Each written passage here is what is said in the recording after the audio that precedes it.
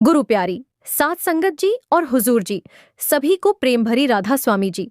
संगत जी, आज मैं जो सच्ची आप बीती आपके साथ साझा करने जा रही हूँ, उसे सुनते समय शायद आपकी आंखें भी नम हो जाएं, क्योंकि यह सिर्फ मेरी कहानी नहीं है, बल्कि उस रहमत की कहानी है जो तब बरसती है जब इंसान हर हाल में दया और सेवा का रास्ता नहीं छोड़ता।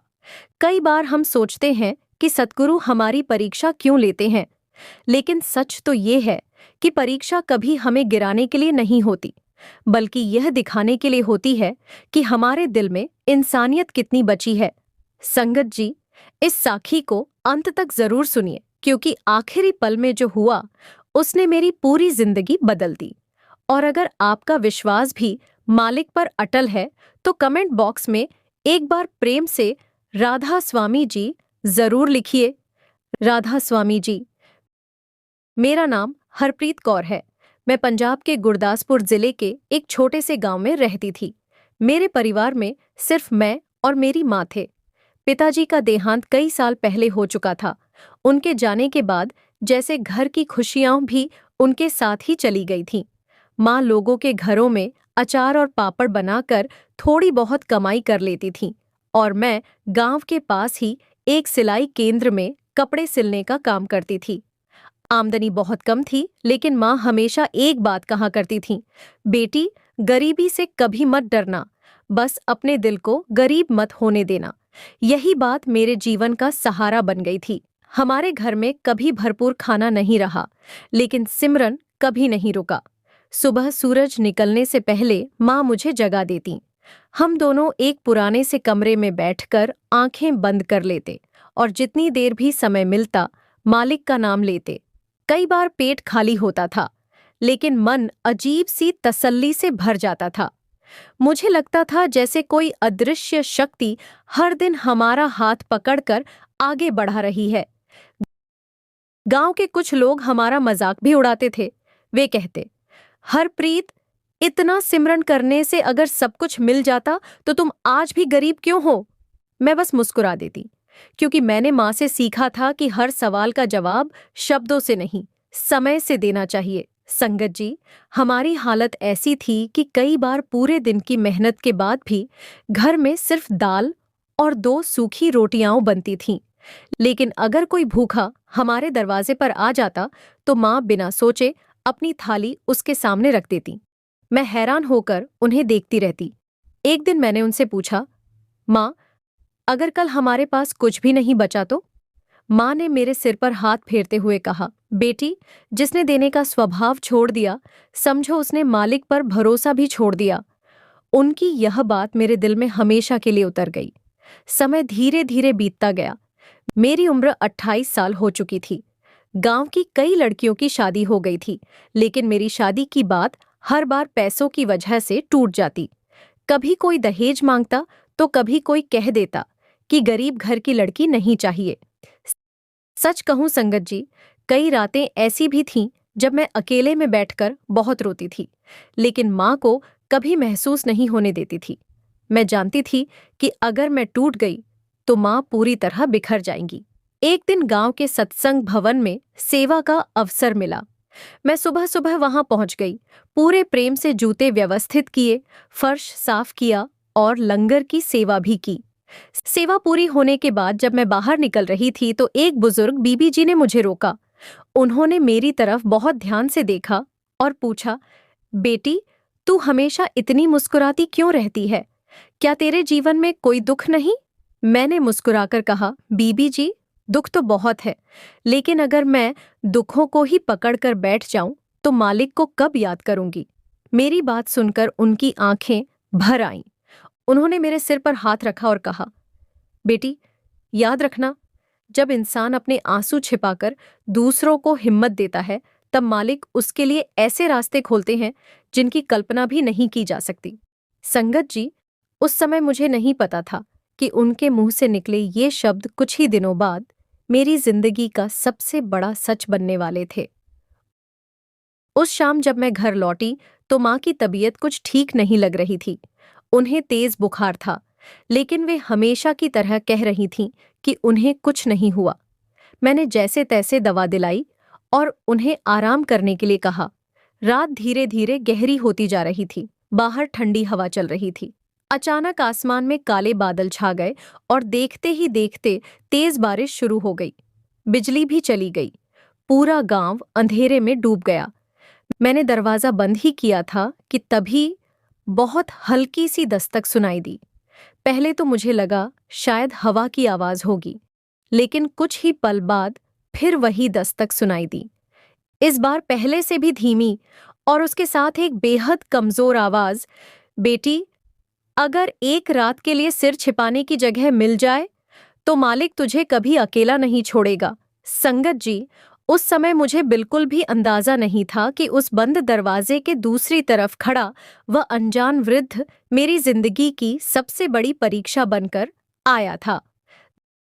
दरवाजे के बाहर खड़ी वह आवाज इतनी कमजोर थी कि एक पल के लिए मुझे लगा शायद कोई बूढ़ा राहगीर रास्ता भटक गया होगा। मैंने धीरे धीरे कुंडी खोली। जैसे ही दरवाजा खुला, सामने का दृश्य देखकर मेरा दिल भर आया। बारिश लगातार हो रही थी। ठंडी हवा शरीर को चीर रही थी। सामने लगभग 70-75 वर्ष का एक वृद्ध खड़ा था। उसके कंधों पर एक पुरानी फटी हुई चादर थी जो पूरी तरह भीग चुकी थी। पैरों में टूटी हुई चप्पलें थीं और हाथ ठंड से बुरी तरह कांप रहे थे। लेकिन संगत जी, सबसे अलग बात उसकी आंखें थीं। उनमें अजीब सी गहराई थी, जैसे बहुत कुछ देखकर भी सब कुछ शांत हो। उन्होंने मेरी तरफ देखकर धीमी आवाज में कहा, बेटी, रात बहुत ठंडी है। अगर बरामदे के किसी कोने में बैठने की जगह मिल जाए तो सुबह होने से पहले चला जाऊंगा। मैं कुछ क्षण उन्हें देखती रही। तभी पीछे से माँ की आवाज आई, कौन है बेटी? मैंने कहा, माँ, एक बुजुर्ग बाबा जी हैं, शायद कहीं जाने की जगह नहीं है। माँ बिना एक पल गंवाए बोली, उन्हें अंदर ले आ। मैंने झिझकते हुए कहा, लेकिन माँ, घर में तो। माँ मेरी बात पूरी होने से पहले ही मुस्कुरा दी। जिस घर में मालिक का नाम लिया जाता है, वहां किसी जरूरतमंद के लिए जगह कम नहीं होती। संगत जी, मैंने तुरंत बाबा जी को अंदर बुला लिया।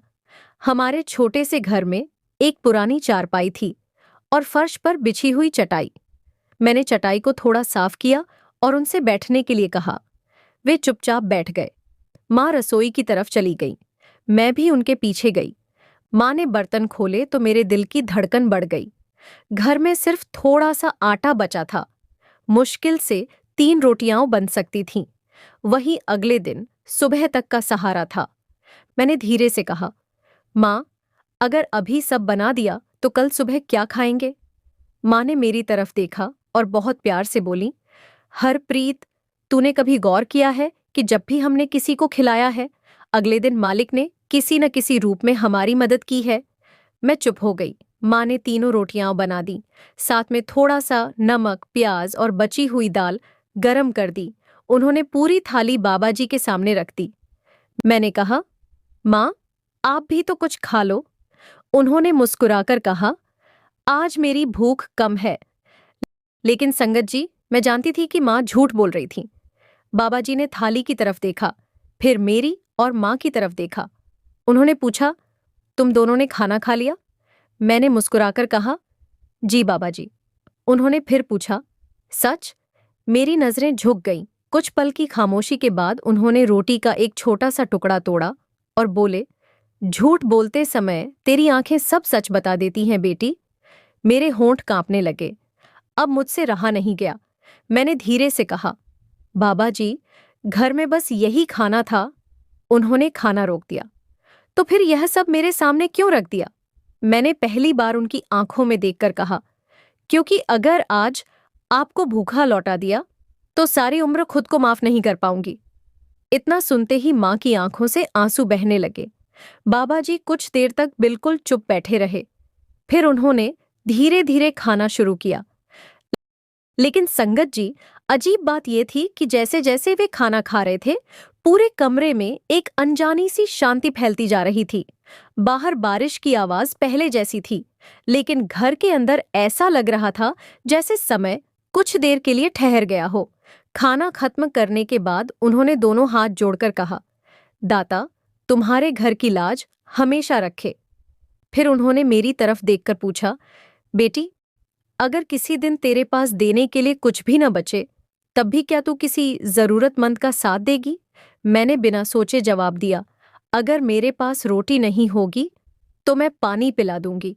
अगर पानी भी नहीं होगा तो कम से कम उसके पास बैठकर उसका दुख बांट लूंगी। मेरी बात सुनकर बाबा जी की आंखें भर आईं। उन्होंने बहुत धीमी आवाज में कहा, हर इंसान ऐसा नहीं सोचता। कुछ देर बाद वे बरामदे की तरफ चले गए। मैंने उन्हें एक पुराना कंबल दे दिया। वही हमारे घर का सबसे अच्छा कंबल था। उन्होंने उसे हाथ में लिया, लेकिन तुरंत ओढ़ा नहीं, बल्कि मेरी तरफ देखकर बोले, ये कंबल अगर मैं ले लूं तो तुम्हें ठंड नहीं लगेगी? मैंने मुस्कुराकर कहा, मुझे आदत है बाबा जी। उन्होंने कुछ नहीं कहा, बस हल्की सी मुस्कान उनके चेहरे पर आ गई। रात काफी हो चुकी थी। मैं और माँ अंदर वाले कमरे में सो गए, लेकिन पता नहीं क्यों मेरी आंखों में नींद नहीं आ रही थी। बार बार मन बरामदे की तरफ जा रहा था। करीब आधी रात को अचानक मेरी आंख खुल गई। मुझे लगा जैसे बाहर कोई बहुत धीमी आवाज में सिमरन कर रहा है। वह आवाज इतनी मधुर थी कि मेरा पूरा मन शांत हो गया। मैं धीरे से उठी, दरवाजे की ओट से बरामदे की तरफ देखा, लेकिन संगत जी, वहां जो मैंने देखा उसे देखकर मैं कुछ पल के लिए बिल्कुल स्तब्ध रह गई। बरामदे में जहां वह वृद्ध बैठे थे, वहां हल्की सी सुनहरी रोशनी फैली हुई थी, और ऐसा लग रहा था जैसे उस रोशनी के बीच बैठा वह वृद्ध सिमरन में पूरी तरह लीन हो। मैंने अपनी आंखें मलकर दोबारा देखा। अगले ही पल बिजली जोर से चमकी और बरामदा फिर बिल्कुल सामान्य दिखाई देने लगा। मैंने सोचा शायद मेरी आंखों का भ्रम होगा। सुबह सूरज निकलने से पहले ही मेरी आंख खुल गई।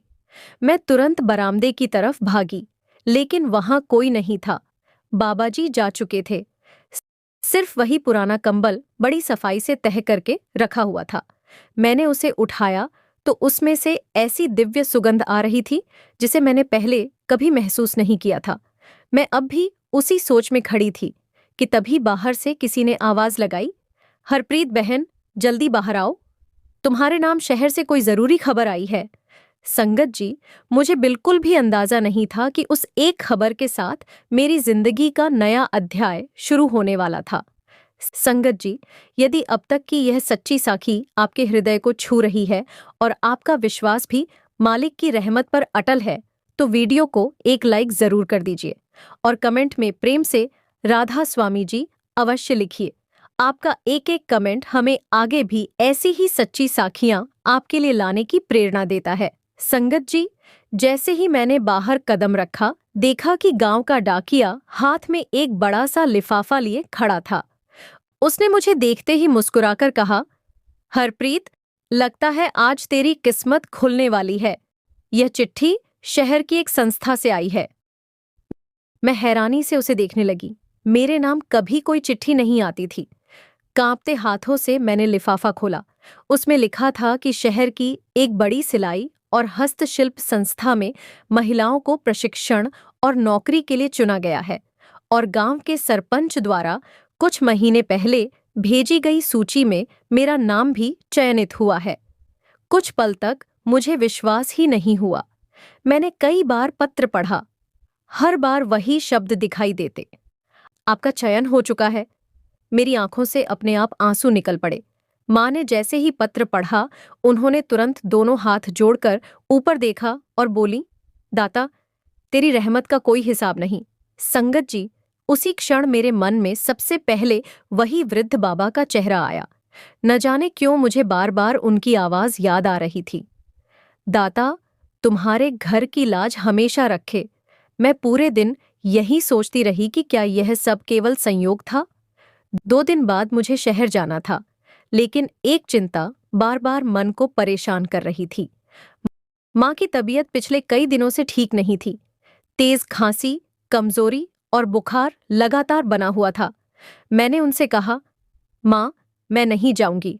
आपको इस हालत में अकेला छोड़कर मेरा मन नहीं मानेगा। माँ मुस्कुराईं। बेटी, अगर मालिक ने रास्ता खोला है तो डरकर पीछे मत हट। मैं ठीक हूं। मैंने उनका हाथ पकड़ लिया। लेकिन उन्होंने मेरी बात बीच में ही रोक दी। जिसने कल रात उस अजनबी को हमारे घर भेजा था, वही मेरी भी रक्षा करेगा। उनकी यह बात सुनकर मैं चुप हो गई। अगली सुबह मैं शहर के लिए निकल पड़ी। बस में बैठते समय मेरा मन बार बार पीछे मुड़कर माँ को देख रहा था। वे दूर खड़ी मुस्कुरा रही थीं, लेकिन उनकी आंखों में छिपी चिंता मैं साफ पढ़ पा रही थी। करीब 3 घंटे बाद मैं शहर पहुंची। वह जगह मेरे गांव से बिल्कुल अलग थी।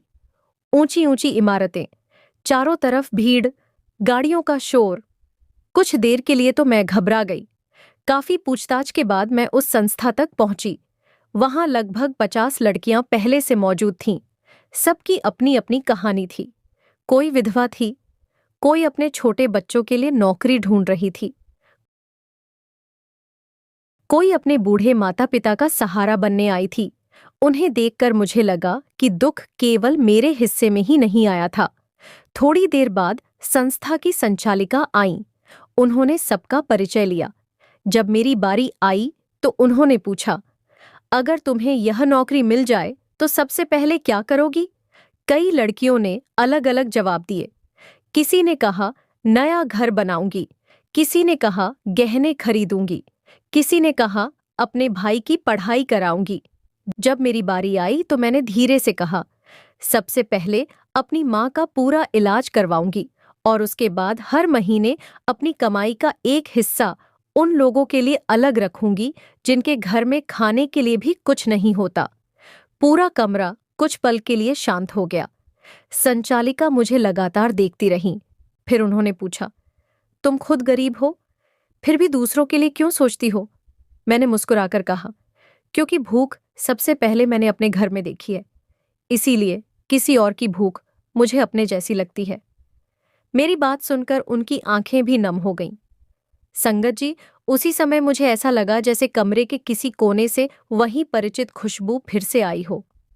मैंने तुरंत इधर उधर देखा, लेकिन वहां कोई नहीं था। मैंने मन ही मन राधा स्वामी कहा और चुप बैठ गई। शाम तक प्रशिक्षण पूरा हुआ। संस्था की संचालिका ने जाते समय मुझे अलग से बुलाया।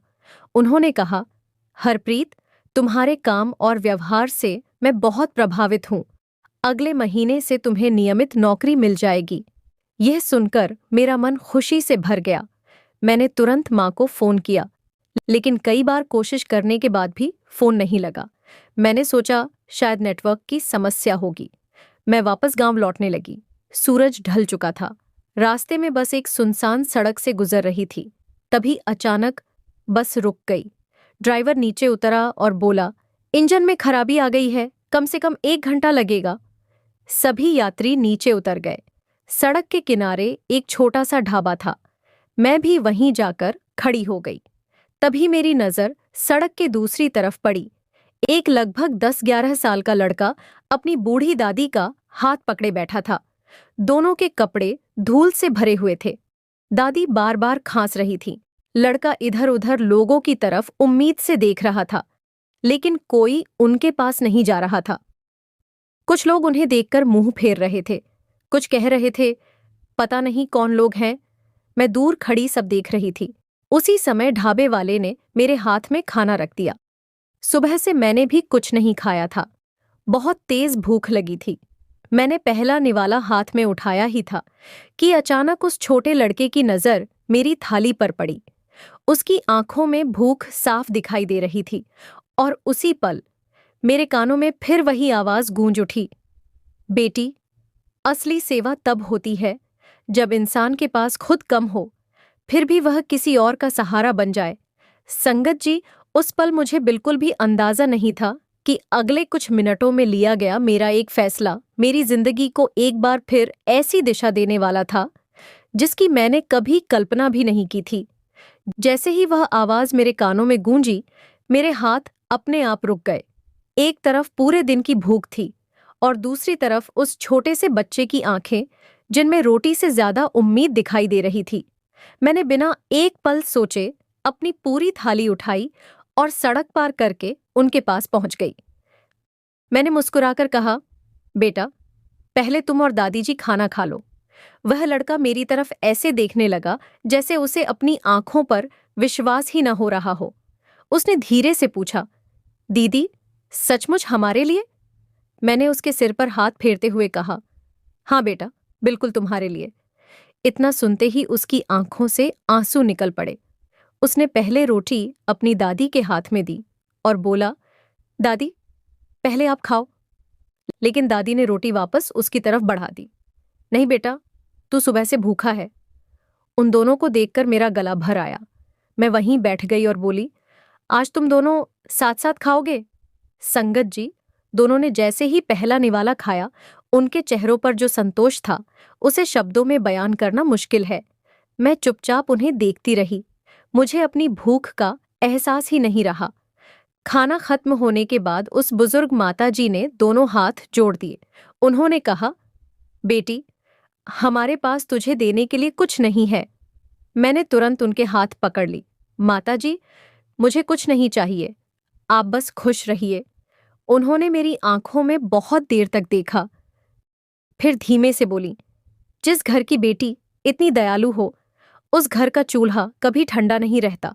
संगत जी, यह सुनते ही मेरे पूरे शरीर में जैसे एक अजीब सी शांति उतर गई। उसी समय बस ठीक हो गई और सभी यात्रियों को वापस बुलाया जाने लगा। मैंने उन्हें प्रणाम किया और बस में बैठ गई। पूरे रास्ते मेरे मन में वही शब्द घूमते रहे, उस घर का चूल्हा कभी ठंडा नहीं रहता। रात काफी देर से मैं गांव पहुंची, लेकिन जैसे ही घर के बाहर पहुंची, मेरे कदम अचानक रुक गए। घर के सामने गांव के कई लोग खड़े थे।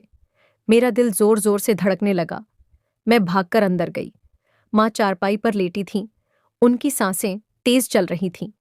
मुझे देखते ही उन्होंने मुस्कुराने की कोशिश की। मैं उनके पास बैठकर रोने लगी। माँ, ये क्या हो गया? माँ ने मेरा हाथ पकड़ लिया। कुछ नहीं बेटी, बस थोड़ी तबीयत खराब हो गई थी। इतने में गांव के वैद्य जी अंदर आए। उन्होंने मुझे अलग ले जाकर कहा, बेटी, अब इन्हें शहर के बड़े अस्पताल ले जाना पड़ेगा। बीमारी जितनी दिखाई दे रही है, उससे कहीं ज्यादा बढ़ चुकी है। मेरे पैरों तले जमीन खिसक गई। मैंने घबराकर पूछा, कितने पैसे लगेंगे? उन्होंने जो रकम बताई, उसे सुनकर मेरी आंखों के सामने अंधेरा छा गया। इतने पैसे तो मैंने सपने में भी नहीं देखे थे। उस रात मैं माँ के सिरहाने बैठी रही। वे बार बार कहती रहीं, रो मत बेटी, जो होगा मालिक की रजा से होगा। लेकिन संगत जी, उस रात मैं पहली बार पूरी तरह टूट गई थी। मैंने आंगन में जाकर आसमान की तरफ देखा और फूट फूट कर रोने लगी। दाता, अगर मेरी सारी खुशियां वापस लेनी हैं तो ले लो, लेकिन मेरी माँ को ठीक कर दो। मेरे आंसू रुक ही नहीं रहे थे। काफी देर तक मैं वहीं बैठी रही। अचानक वही दिव्य सुगंध पूरे आंगन में फैलने लगी। मेरा दिल तेजी से धड़कने लगा। मैंने तुरंत इधर उधर देखा, कोई दिखाई नहीं दे रहा था, लेकिन ऐसा महसूस हो रहा था जैसे कोई मेरे बिल्कुल पास खड़ा हो। फिर बहुत धीमी लेकिन साफ आवाज मेरे कानों में आई, हरप्रीत। मैंने कांपते हुए कहा, कौन? आवाज फिर आई, डर मत बेटी, विश्वास की राह कभी आसान नहीं होती। मेरी आंखों से आंसू लगातार बह रहे थे। मैंने रोते हुए कहा, अगर यह आपकी आवाज है तो मेरी माँ को बचा लीजिए, मैं उनके बिना नहीं जी सकती। कुछ पल तक चारों तरफ सन्नाटा छाया रहा। फिर वही आवाज सुनाई दी। हर प्रार्थना का उत्तर उसी समय नहीं मिलता, लेकिन सच्ची अरदास कभी खाली नहीं जाती। इतना कहते ही वह सुगंध धीरे धीरे कम होने लगी। मैं बहुत देर तक वहीं बैठी रही। सुबह होने से पहले ही मैंने एक फैसला कर लिया। चाहे मुझे अपनी छोटी सी झोपड़ी बेचनी पड़े, चाहे अपने सारे कपड़े बेचने पड़े, चाहे दिन रात मेहनत करनी पड़े, मैं माँ का इलाज जरूर करवाऊंगी। लेकिन संगत जी, मुझे कहाँ पता था कि अगले ही दिन मेरी जिंदगी में ऐसी घटना होने वाली है जिसमें मुझे अपनी माँ की बीमारी और एक बिल्कुल अनजान इंसान की जिंदगी के बीच चुनाव करना पड़ेगा। और वही फैसला ये तय करने वाला था कि मेरे विश्वास की असली परीक्षा अभी बाकी है। संगत जी, पूरी रात मैं माँ के सिरहाने बैठी रही। कभी उनके माथे पर ठंडी पट्टी रखती, कभी चुपचाप सिमरन करती। हर कुछ मिनट बाद उनकी सांसों को देखती तो दिल कांप उठता। ऐसा लग रहा था जैसे समय रुक गया हो। सुबह सूरज निकलने से पहले ही माँ की आंख खुली। उन्होंने मुझे अपने पास बुलाया और मेरा हाथ अपने हाथों में लेकर बोली, बेटी, अगर मेरे कारण तू कभी मालिक पर विश्वास खो बैठी तो समझ लेना कि मेरी सारी सीख व्यर्थ हो गई। मैं रोते हुए बोली, माँ, ऐसा मत कहिए, मैं आपको कुछ नहीं होने दूंगी। माँ हल्का सा मुस्कुराई। मुझे बचाना तेरे हाथ में नहीं है बेटी, लेकिन किसी और को बचाना तेरे हाथ में जरूर हो सकता है। संगत जी, उस समय मुझे उनकी बात समझ नहीं आई। सुबह होते ही मैंने गांव के 2 लोगों से उधार मांगा। किसी ने कहा, अभी पैसे नहीं हैं। किसी ने बहाना बना दिया। कुछ लोगों ने तो साफ कह दिया कि इतनी बड़ी रकम वापस करना तेरे बस की बात नहीं। मैं बिना कुछ बोले वापस घर लौट आई।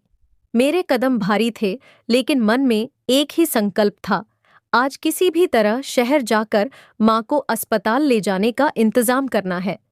मैंने माँ को पड़ोस की बीबी जी के पास छोड़ा और शहर के लिए निकल पड़ी। रास्ते भर मैं मन ही मन सिमरन करती रही। शहर पहुंचकर सबसे पहले मैं उसी संस्था में गई जहां मेरा चयन हुआ था। संस्था की संचालिका ने मुझे देखते ही पूछा, हरप्रीत, आज इतनी परेशान क्यों लग रही हो?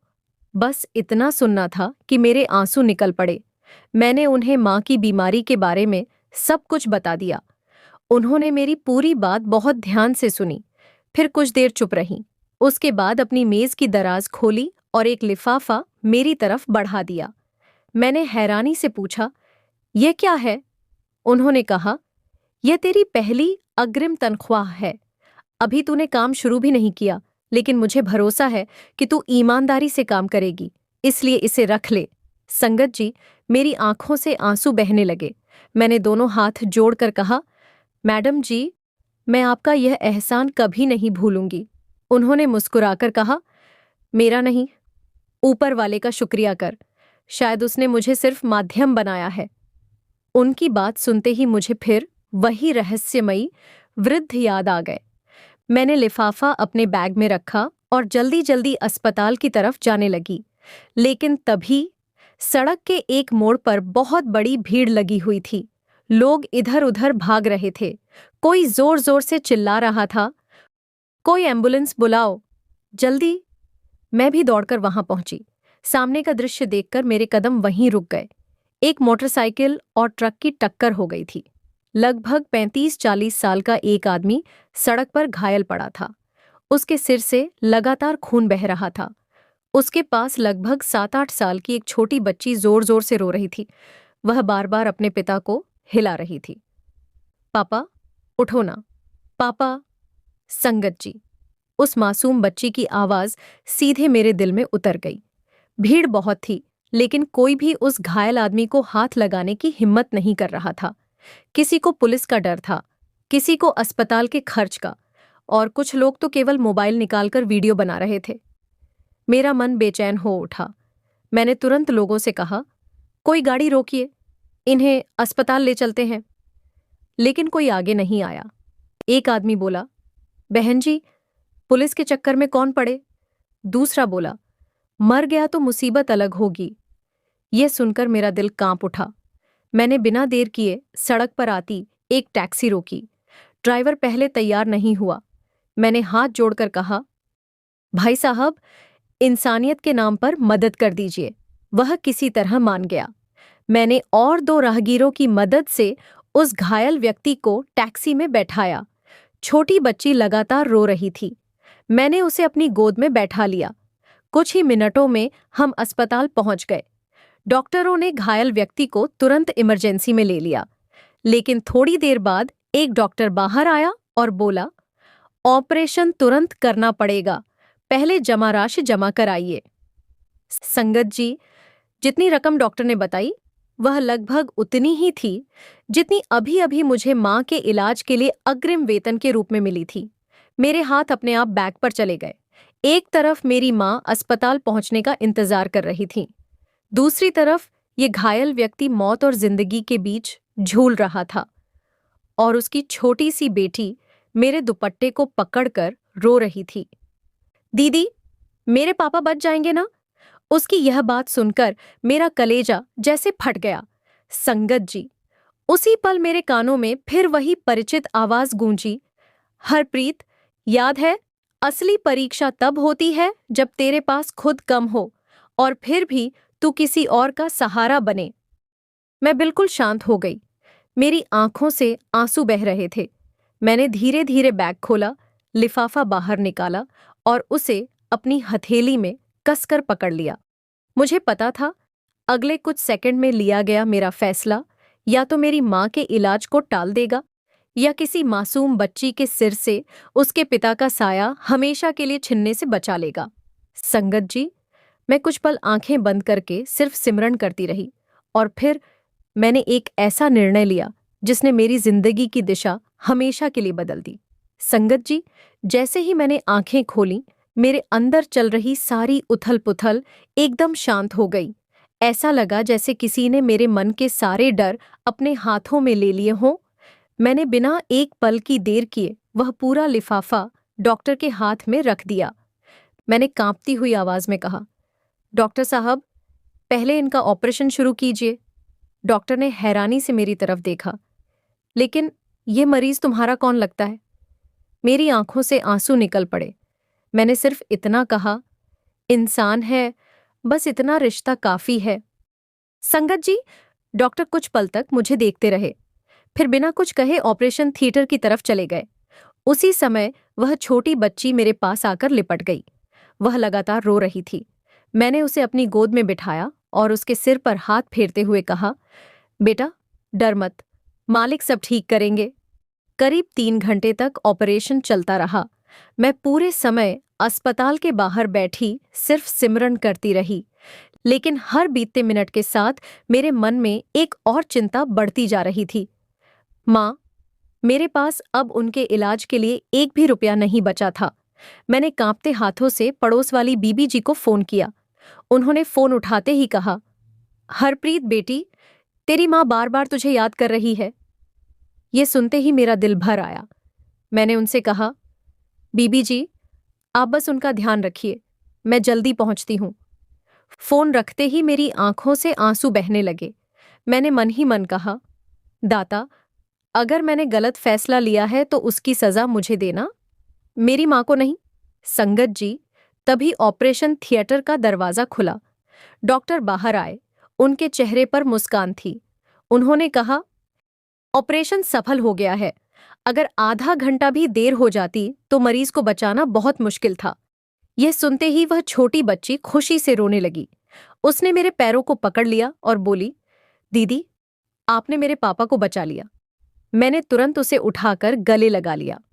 नहीं बेटा, मैंने नहीं, मालिक ने बचाया है।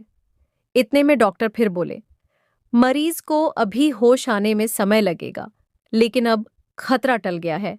संगत जी, यह सुनकर मेरे दिल को थोड़ी शांति मिली, लेकिन अगले ही पल मुझे माँ की याद आ गई। मैं अस्पताल से बाहर निकलने लगी। तभी पीछे से किसी ने आवाज दी, बेटी, जरा रुकना। मैंने पीछे मुड़कर देखा। करीब 80 वर्ष के एक बुजुर्ग अस्पताल की बेंच पर बैठे थे। सफेद दाढ़ी, सादा कपड़े, चेहरे पर अजीब सी शांति। उन्होंने मुझे अपने पास बुलाया। मैं उनके पास गई। उन्होंने मेरी आंखों में देखकर पूछा, तू इतनी परेशान क्यों है? न जाने क्यों मैंने उन्हें अपनी पूरी कहानी सुना दी। माँ की बीमारी, घर की गरीबी और अभी-अभी घायल आदमी के इलाज के लिए सारे पैसे दे देने की बात भी। उन्होंने पूरी बात बहुत ध्यान से सुनी, फिर मुस्कुराकर बोले, बेटी, आज तूने जो दिया है वह कभी कम नहीं होगा। मैंने कहा, बाबा जी, मुझे पैसों की चिंता नहीं है, मुझे सिर्फ अपनी माँ की चिंता है। उन्होंने बहुत प्यार से कहा, जा, तेरी माँ तेरा इंतजार कर रही है। इतना कहकर उन्होंने मेरे सिर पर हाथ रखा। संगत जी, जैसे ही उनका हाथ मेरे सिर पर लगा, मेरे पूरे शरीर में एक अजीब सी शांति फैल गई। मैंने झुककर उनके चरण छूने चाहे, लेकिन तभी किसी ने पीछे से मुझे आवाज दी, बहन जी। मैंने पलटकर देखा। जब दोबारा सामने देखा, वह बुजुर्ग वहां थे ही नहीं। पूरी बेंच खाली थी। मैं हैरान होकर इधर उधर देखने लगी, लेकिन उनका कहीं कोई पता नहीं था। और उसी समय वही परिचित दिव्य सुगंध पूरे अस्पताल के बरामदे में फैल गई। मेरे हाथ अपने आप जुड़ गए। मैंने नम आंखों से सिर्फ इतना कहा, राधा स्वामी जी। संगत जी, अस्पताल से निकलते समय मेरे मन में एक ही बात बार बार आ रही थी। क्या यह वही रहस्यमयी महापुरुष थे जो अलग अलग रूपों में हर बार मेरी राह दिखा रहे थे? लेकिन उस समय मेरे पास रुकने का समय नहीं था। मुझे जितनी जल्दी हो सके गांव पहुंचना था। संगत जी, अब मैं आप सबसे एक छोटी सी बात पूछना चाहती हूँ। आप यह सच्ची साखी भारत के किस शहर और किस राज्य से सुन रहे हैं?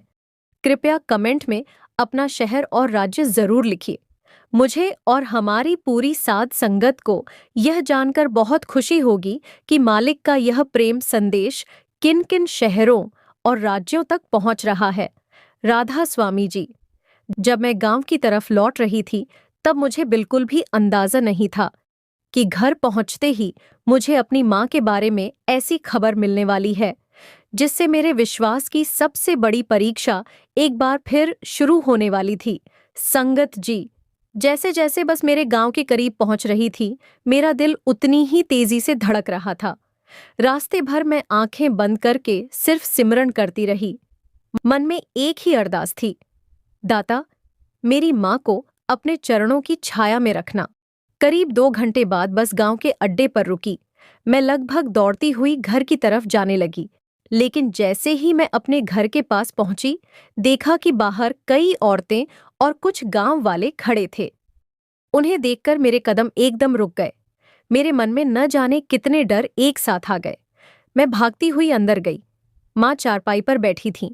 उन्हें देखकर मेरी जान में जान आई। मैं दौड़कर उनके गले लग गई और फूट फूट कर रोने लगी। माँ ने मेरे सिर पर हाथ फेरते हुए कहा, पगली, इतना क्यों रो रही है? मैंने रोते हुए कहा, माँ, मुझे लगा था। माँ मुस्कुराईं। जिसकी रक्षा मालिक करते हैं, उसे कोई क्या बिगाड़ सकता है?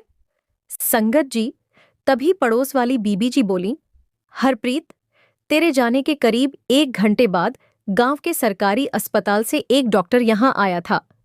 मैं हैरान होकर उनकी तरफ देखने लगी। उन्होंने आगे कहा, वह डॉक्टर खुद तेरी माँ का पूरा चेकअप करके गया है, दवाइयां भी देकर गया है और कह गया कि आगे का इलाज भी संस्था की तरफ से होगा। मैं एकदम चौंक गई। मैंने पूछा, लेकिन मैंने तो किसी डॉक्टर को नहीं भेजा। बीबी जी ने कहा, हमने भी यही पूछा था। तो डॉक्टर साहब बोले कि किसी बड़े दानी व्यक्ति ने एक मरीज की मदद करने के बदले यह सेवा करने की विनती की है। संगत जी। ये सुनते ही मेरी आंखों के सामने अस्पताल वाले वह रहस्यमयी बुजुर्ग घूम गए। क्या ये सब उनकी ही कृपा थी? मैं सोच ही रही थी कि माँ ने धीरे से मेरा हाथ पकड़ लिया। बेटी, जब तू शहर गई थी तब दोपहर को एक सफेद दाढ़ी वाले बुजुर्ग यहां आए थे। मेरे पूरे शरीर में जैसे बिजली दौड़ गई। मैंने जल्दी से पूछा, फिर? माँ बोली। उन्होंने दरवाजे पर खड़े होकर सिर्फ इतना कहा, चिंता मत करना माताजी, तेरी बेटी ने आज जो बोया है उसकी फसल बहुत जल्द मिलने वाली है। मैंने उन्हें अंदर बुलाना चाहा, लेकिन वे मुस्कुराकर आगे बढ़ गए। संगत जी, अब मेरे मन में कोई संदेह नहीं बचा था। मेरी आंखों से लगातार आंसू बह रहे थे।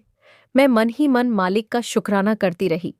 अगले कुछ दिन माँ की तबीयत तेजी से सुधरने लगी। मैं रोज शहर जाकर संस्था में प्रशिक्षण लेती और शाम तक वापस गांव आ जाती। धीरे धीरे संस्था में भी सभी लोग मुझे पहचानने लगे। एक दिन संस्था की संचालिका ने मुझे अपने कमरे में बुलाया। उन्होंने कहा, हरप्रीत, आज कुछ लोग तुझसे मिलने आए हैं। मैंने बाहर आकर देखा। सामने वही व्यक्ति खड़ा था जिसकी जान अस्पताल में बची थी। उसके सिर पर अभी भी पट्टी बंधी हुई थी। उसकी छोटी बेटी भी उसके साथ थी। मुझे देखते ही दोनों की आंखों से आंसू निकल पड़े। वह आदमी मेरे पैरों की तरफ झुकने लगा। मैंने तुरंत उसे रोक लिया। भाई साहब, ये आप क्या कर रहे हैं? वह रोते हुए बोला, बहन, अगर उस दिन तू नहीं होती तो मेरी बेटी अनाथ हो जाती। मैंने कहा, ऐसा मत कहिए, यह सब मालिक की रहमत थी। उसने अपनी बेटी का हाथ मेरे हाथ में रखा आज से यह तुझे अपनी बड़ी बहन मानेगी। छोटी बच्ची मुस्कुराते हुए बोली, दीदी, अब आप हमें छोड़कर कभी मत जाना। उसकी मासूम बात सुनकर मेरा दिल भर आया। मैंने उसे गले से लगा लिया। उसी समय उस व्यक्ति ने एक फाइल मेरी तरफ बढ़ाई। मैंने पूछा, यह क्या है? वह बोला, मैं शहर की एक समाज सेवा संस्था से जुड़ा हूं। अस्पताल में डॉक्टरों से और संस्था की संचालिका से तेरे बारे में सब कुछ पता चला। मैं चुपचाप उसकी बातें सुनती रही। वह आगे बोला, हम ऐसे लोगों की तलाश में थे जिनके लिए सेवा दिखावा नहीं, जीवन हो। अगर तू चाहे तो हमारे साथ मिलकर गरीब परिवारों, अनाथ बच्चों और जरूरतमंद बुजुर्गों के लिए काम कर सकती है। संगत जी। उसकी बात सुनकर मैं कुछ पल बिल्कुल शांत रह गई। मेरे कानों में उसी रात वाले तेजस्वी महापुरुष की आवाज गूंजने लगी, अब तेरा जीवन सिर्फ तेरे लिए नहीं रहा। मेरी आंखें नम हो गईं। मैंने धीरे से कहा, अगर इस सेवा से किसी रोते हुए इंसान के चेहरे पर मुस्कान आ सकती है तो मैं तैयार हूं।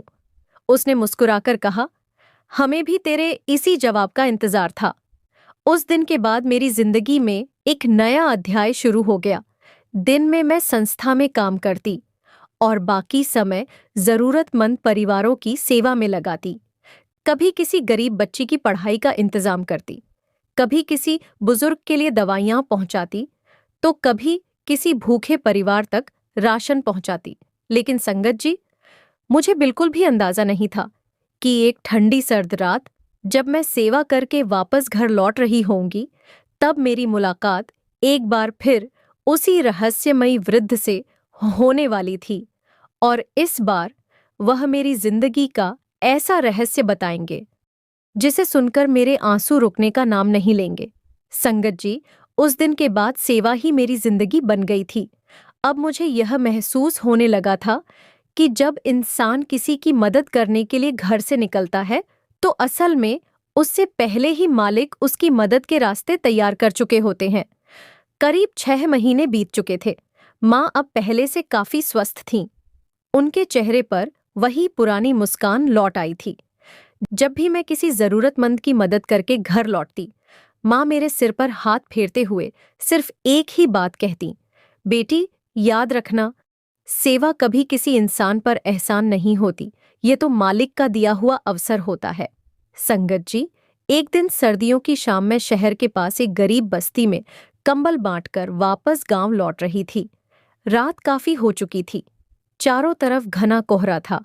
सड़क लगभग सुनसान थी। मैं धीरे धीरे पैदल चल रही थी कि अचानक मेरी नजर सड़क के किनारे बैठे एक वृद्ध पर पड़ी। उन्होंने एक पुरानी सी चादर ओढ़ रखी थी। ठंड इतनी ज्यादा थी कि उनके हाथ लगातार कांप रहे थे। मैं उनके पास गई और बोली, बाबा जी, आप यहाँ अकेले क्यों बैठे हैं? उन्होंने धीरे से मेरी तरफ देखा। उनकी आंखों में वही गहराई, वही अपनापन और वही शांत मुस्कान थी जिसे मैं वर्षों पहले उस बारिश वाली रात देख चुकी थी। मेरा दिल एकदम जोर से धड़कने लगा। मैंने कांपती हुई आवाज में कहा, क्या आप? उन्होंने मुस्कुराकर कहा, बेटी, पहचान लिया? बस इतना सुनना था। मैं उनके चरणों में गिर पड़ी। मेरी आंखों से आंसू रुकने का नाम नहीं ले रहे थे। मैं रोते हुए बोली, बाबा जी, क्या सचमुच हर बार आप ही थे? उन्होंने मेरे सिर पर हाथ रखा। पहली बार भी, अस्पताल में भी, और कई बार उन लोगों के रूप में भी जिनकी तूने बिना किसी स्वार्थ के मदद की। मैं फूट फूट कर रोने लगी। बाबा जी, मैं तो एक साधारण इंसान हूं, आपने मुझे ही क्यों चुना? उन्होंने बहुत प्रेम से कहा, क्योंकि तूने कभी यह नहीं पूछा कि सामने वाला कौन है। तूने हमेशा यह देखा कि सामने वाला दुखी है, और जिस दिन इंसान जाति, धर्म, अमीरी और गरीबी से ऊपर उठकर सिर्फ दर्द को पहचान लेता है, उसी दिन मालिक उसके साथ चलने लगते हैं। संगत जी, उनकी हर बात मेरे हृदय में उतरती जा रही थी। फिर उन्होंने अपना हाथ मेरे सिर पर रखा। अचानक मुझे ऐसा लगा जैसे मेरे चारों तरफ अद्भुत प्रकाश फैल गया हो। मेरी आंखें अपने आप बंद हो गईं। मुझे ऐसा अनुभव हुआ जैसे अनगिनत लोग सिमरन कर रहे हों। पूरा वातावरण दिव्य सुगंध से भर गया। मेरी आंखों से आंसू लगातार बहते रहे। कुछ क्षण बाद उन्होंने कहा, हरप्रीत, आज तेरी परीक्षा पूरी हुई। तूने गरीबी में सेवा की, भूख में सेवा की, दुख में सेवा की और अवसर मिलने के बाद भी सेवा नहीं छोड़ी। याद रख, जिस इंसान का दिल दया से भरा रहता है, उसके घर की बरकत कभी खत्म नहीं होती। मैं हाथ जोड़कर रोती रही। मैंने कहा, बाबा जी, मुझे अपने चरणों से कभी दूर मत करना। उन्होंने मुस्कुराकर कहा, हम कभी दूर नहीं होते बेटी। जब भी कोई भूखा तेरे हाथों से रोटी खाएगा, जब भी किसी रोते हुए इंसान के आंसू तेरी वजह से रुकेंगे, समझ लेना मैं वहीं हूं। इतना कहकर उन्होंने धीरे धीरे आगे कदम बढ़ाए। मैंने जल्दी से उनके पीछे जाना चाहा, लेकिन कुछ ही कदम बाद घना कोहरा छूटा और वहां कोई नहीं था, सिर्फ वही दिव्य सुगंध। और मेरे पैरों के पास एक सफेद फूल रखा था। मैंने कांपते हाथों से वह फूल उठाया। मेरी आंखों से आंसू बहते रहे।